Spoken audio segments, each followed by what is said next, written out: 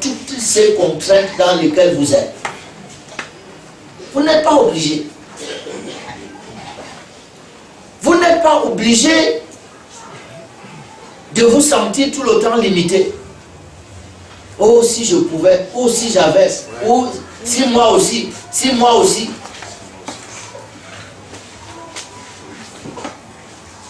Tu vois quelqu'un construire la maison, tu passes là, tu dis que oh, c'est ceux qui ont les gens en France. Comme si toutes les maisons qui existent au Cameroun sont construites par les gens qui ont les gens en France. Donc tu décides de te limiter toi-même parce que puisque tu n'as donc personne en France, tu n'auras jamais de maison. Tu dis de ta propre bouche que qui va me construire la maison. Le sombois. Comme si toutes les maisons qui se sont construites depuis que le Cameroun existe, c'est pas les gens.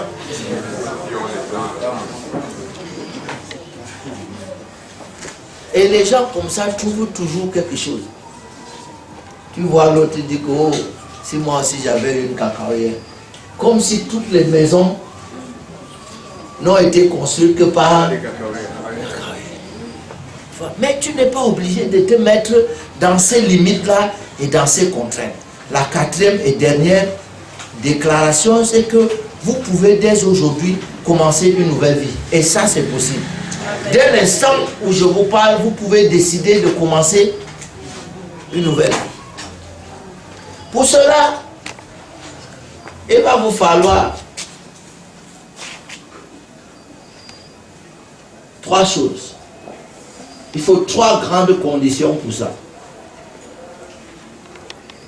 Premièrement, libérez-vous de vos prisons actuelles. C'est de tout ça dont j'ai commencé à parler. Parce que, mais la vraie prison n'est pas celle de Kondengue. Vous pouvez aller à Kondengue, là-bas, il y a des gens qui sont dedans là-bas, mais qui sont libres.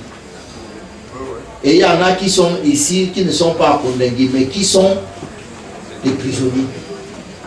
Parce qu'à l'intérieur de toi, il y a un véritable Kondengue dans lequel toi-même, tu es entré. Oui. Ce qu'on appelle prison mentale est plus grave que Kondengue. Il y a des gens qui sont enfermés eux-mêmes dans des cages, dans des prisons.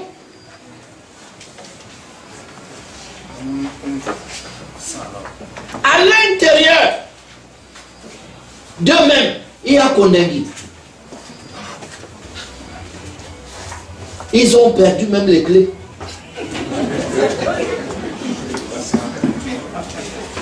Ils ont perdu les clés. Mais tu les vois aller de marabout à marabout. On dit comment attention, on a jeté le cadenas dans le WC. Laisse-moi d'abord le cadenas qu'on a jeté dans le WC. C'est tes propres clés même que tu as perdu de ta prison au-dedans de toi. Dès qu'on veut dire comme ça, non, je ne peux pas. Ce n'est pas les gens de ma classe. Ce n'est pas pour nous autres. Et tout ça, tu n'en sors jamais.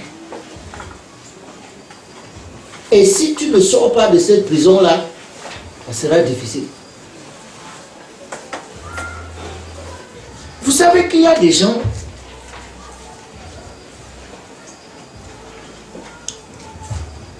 j'ai marché avec une femme il y a quelques jours. J'étais obligé de marcher avec elle parce que on allait voir une maison pour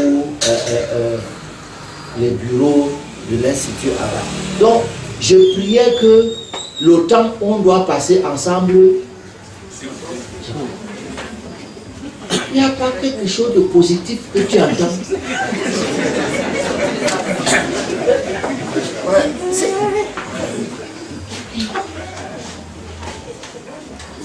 Critique tout le monde, critique.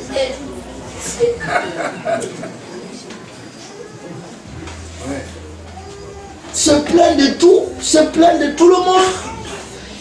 Mais les gens comme ça, ils veulent aller vivre où? Il faut qu'on leur fasse une île.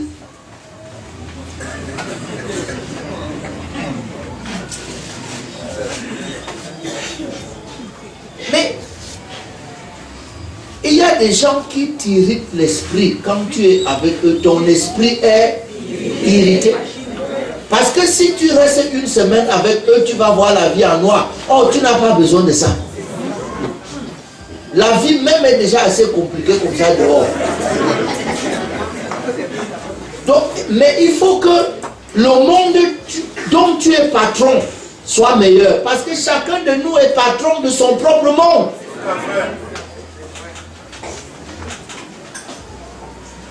Mais même si dans le monde où toi-même tu es patron, tu es encore persécuté, c'est que tu as perdu ton fauteuil. Parce qu'un roi ne peut pas être persécuté dans son royaume.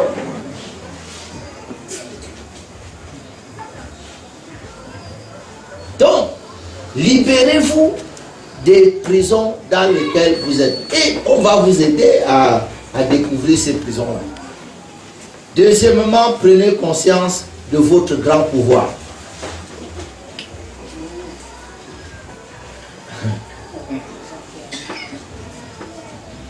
Prenez conscience de votre grand pouvoir.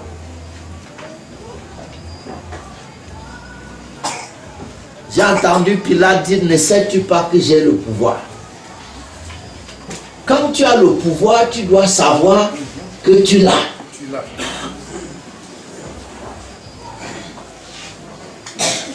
Et troisièmement, prenez enfin la place qui est la vôtre. Quand tu découvres ton pouvoir, il ne te reste qu'une seule chose. Oui.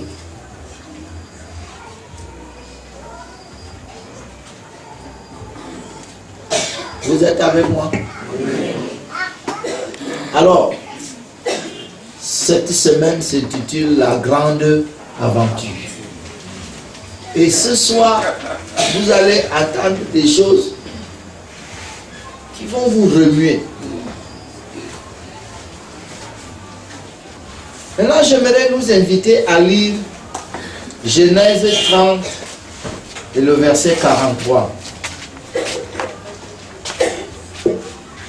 Genèse 30, verset 43. Genèse 30, verset 43. Et j'aimerais qu'on me prépare autant de versions que possible pour lire ce texte. Genèse, et cette section est intitulée La nouvelle vie de Jacob. J'ai dit que chacun, dès aujourd'hui, peut commencer une nouvelle vie. Et moi, je vais vous prendre le modèle de Jacob pour voir comment quelqu'un peut, malgré le temps perdu, commencer une nouvelle vie. Oui. Genèse 30, verset 43. Cet homme devint de plus en plus riche. Il eut du menu bétail en abondance, des servantes et des serviteurs, des chameaux et des ânes. Quelqu'un a une autre version à me proposer, français courant?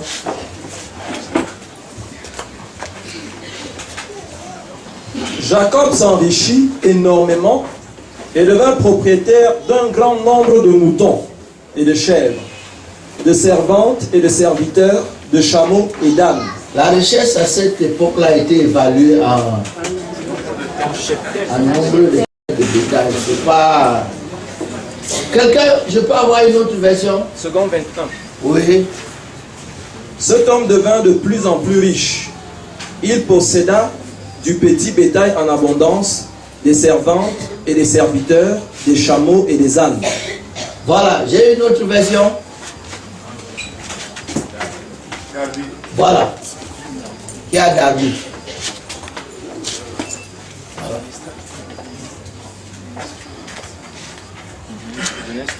Parce que quand on dit qu'il devint riche et s'enrichit de plus en plus, ça nous fait perdre le fond de cette affaire. Et l'homme s'accrut extrêmement. Et l'homme s'accrut extrêmement. Et eut un bétail nombreux, et des servantes, et des serviteurs, et des chameaux. En réalité, le texte original en hébreu ne dit pas qu'il devint riche. Le texte dit qu'il s'est accru.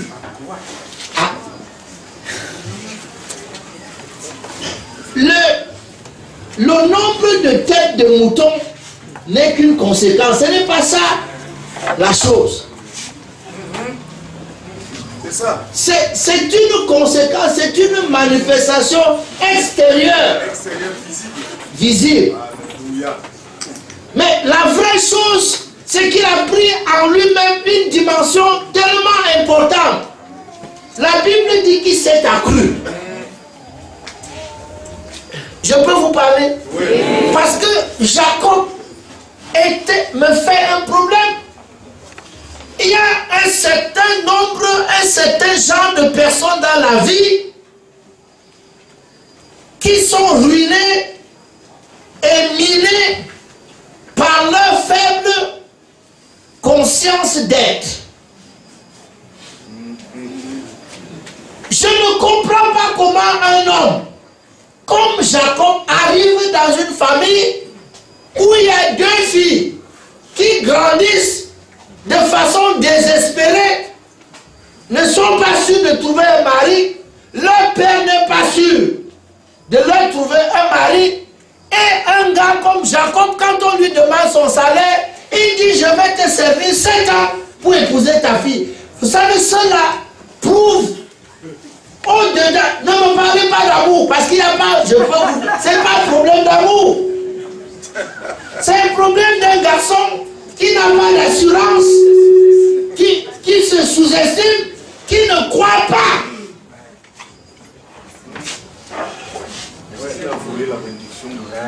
Oui, il traîne tout ça. Il a beaucoup de tas dans sa conscience. Il n'est pas sûr de quelque chose. Il n'est pas sûr que Dieu est avec lui. Il se souvient de tout le mal qu'il a fait. Il n'est sûr de rien. Mais à un moment donné, la Bible dit qu'il s'est accru extrêmement. Il a pris de l'ampleur. Vous savez, l'orgueil et l'humilité sont deux notions qu'on ne comprend pas dans l'église de Jésus-Christ. Lorsque Dieu dit humiliez-vous, Dieu ne peut pas demander à quelqu'un qui est dans une condition humble de s'humilier. La première chose que les chrétiens auraient dû faire, c'est dire que quand la Bible dit humiliez-vous, ça veut dire que nous partons de quel point? C'est vrai. La Bible dit ayez les sentiments qui étaient en Jésus-Christ. Elle dit quoi? Elle dit ayez. Est-ce que c'est la parole de Dieu?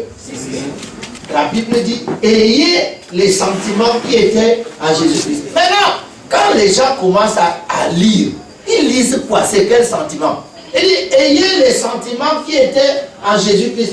Numéro 1, il existait en forme de Dieu. Non, c'est un sentiment qu'il a.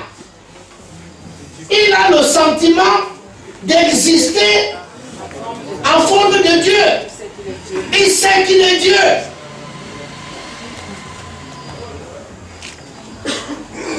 Et n'a pas regardé comme une proie à arracher d'être l'égal de Dieu. Mais il s'est dépouillé. Il s'est dépouillé lui-même. Montre-moi quelqu'un qui ne porte pas un habit mais qui se dépouille. Donc, quand toi on te dit de te dépouiller, tu te dépouilles de quoi? Tu trouves quelqu'un nu, tu lui dis dépouille-toi. C'est pas le temps. Il s'est dépouillé lui-même. En faisant quoi? En prenant la forme d'un serviteur. Il a pris la forme d'un serviteur. Et il est devenu semblable aux hommes. Et il est apparu comme un simple homme. Il y a 3 étapes. D'abord, les 3 étapes de son dépouillement. Il s'est dépouillé lui-même en faisant 3 choses. 1, il est devenu semblable à il a pris la forme d'un serviteur. Non, la forme d'un serviteur. C'est à ce moment-là qu'intervient la notion de son égalité avec les anges. Parce qu'il existe en forme de Dieu. Et puis il prend la forme d'un serviteur, comme les anges. Après, il devient semblable aux hommes. Il descend encore. Et maintenant, quand il devient semblable aux hommes, il aurait pu apparaître comme Salomon tout au moins. Mais il apparaît comme un simple homme.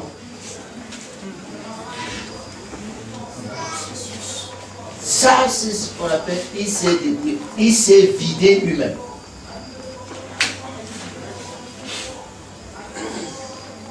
Il y a un terme théologique pour ça, la kénose. Il s'est vidé lui-même. Mais il ne s'est pas arrêté là. Et maintenant, la Bible dit il s'est humilié. Il s'est dépouillé. Après, il s'est humilié. Lui-même. En devenant obéissant. L'humilité a quelque chose à voir avec. En devenant obéissant. Jusqu'à la mort. Et même jusqu'à la mort de la croix.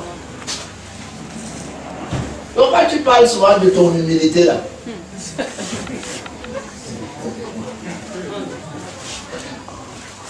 jusqu'où tu es prêt à obéir. Parce qu'on dit qu'il a obéi jusqu'à la mort. Et même, parce qu'il aurait pu mourir aussi d'une autre mort. Mais en choisissant encore de mourir à la croix, l'humiliation allait encore. Voyez-vous? Donc, si nous ne sommes rien, c'est absolument absurde que Dieu nous demande de nous humilier. Et c'est là que ça. Et chacun de nous, comme Jacob, doit travailler pour prendre de l'accroissement. Tel tu t'accrois au-dedans, tel tu amasses au dehors. Parce que le fait d'amasser dehors correspond à quelque chose au-dedans.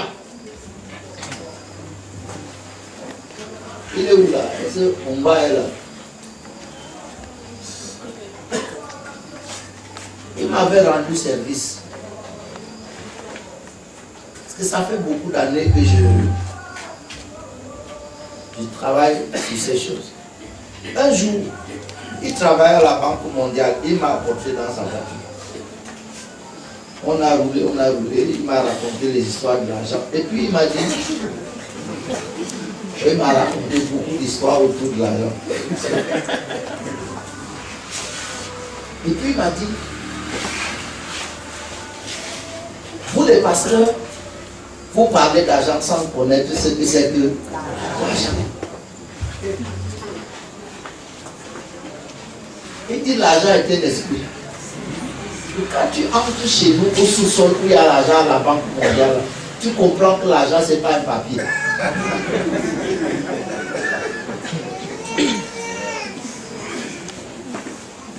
Et il a dit quelque chose. Il a dit, tu ne peux jamais avoir une certaine somme d'argent si en esprit tu n'as pas encore voyagé vers cette somme d'argent. Vous savez, aujourd'hui, je peux vous le montrer. On ne devient pas riche au hasard. Jamais. C'est vrai. Jamais. Jamais. On ne devient pas riche au hasard. L'argent ne peut pas vous localiser au hasard. L'argent répond à quelque chose au-dedans de vous que vous avez sciemment cultivé. Vous pourrez ne pas connaître scientifiquement la technique, mais d'une façon ou d'une autre, vous avez décidé d'adopter une certaine attitude au-dedans de vous qui ferait un chemin à l'argent. Si vous ne le comprenez pas et vous ne l'acceptez pas, oubliez un jour que l'argent va connaître le chemin qui mène chez vous. Parce que l'argent n'est pas stupide. L'argent a une intelligence et sait choisir là où. Si quelqu'un devient riche par accident, il va aussi devenir pauvre. D'abord, vous avez les exemples autour de vous. Et c'est pour ça que la Bible dit que tel qu'il devient riche, précipitamment s'appauvrit. Et il dit que c'est lui qui amasse progressivement. Progressivement, là n'est pas la richesse à l'extérieur. Parce que les gens sont déjà devenus riches comme ça en un jour. Mais ils sont devenus riches comme ça en un jour. Si vous entrez dans leur univers, ça fait depuis qu'ils sont riches. Ils sont riches.